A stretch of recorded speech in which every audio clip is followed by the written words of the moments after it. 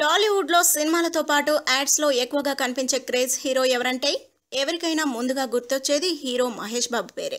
అంతలా ప్రముఖ బ్రాండ్స్ కు ఫేవరెట్ గా మారిపోయిన మహేష్ బాబుతో ప్రమోషన్ కోసం ఎప్పుడూ కొన్ని కంపెనీలు ఎదురు చూస్తూనే ఉంటాయి.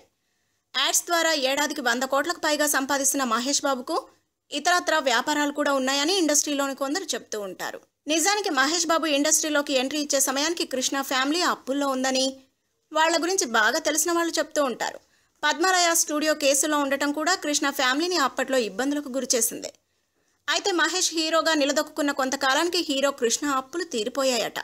ఇక పెళ్లి తర్వాత మహేష్ లైఫ్లోకి ఎంట్రీ అయిన ఆయన భార్య నమ్రతకు బిజినెస్ ఆలోచనలు కూడా ఎక్కువగా ఉండటంతో ఆమె మహేష్ను ఇతర వ్యాపారాల వైపు మళ్లించింది. కొన్ని రియల్ ఎస్టేట్ వ్యాపారాల్లో మహేష్ బాబుకు వాటాలు ఉన్నాయని, ఓ ప్రముఖ హాస్పిటల్ గ్రూప్లోనూ మహేష్ పార్ట్నర్ అని కొందరు అంటుంటారు.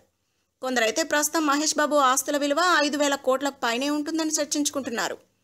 వీటిలో వాస్తవం ఎంతనే విషయం తెలియకపోయినా త్వరలోనే మహేష్ బాబు ఒక సరికొత్త వ్యాపారంలోకి అడుగు పెట్టబోతున్నాడని వార్తలు వినిపిస్తున్నాయి.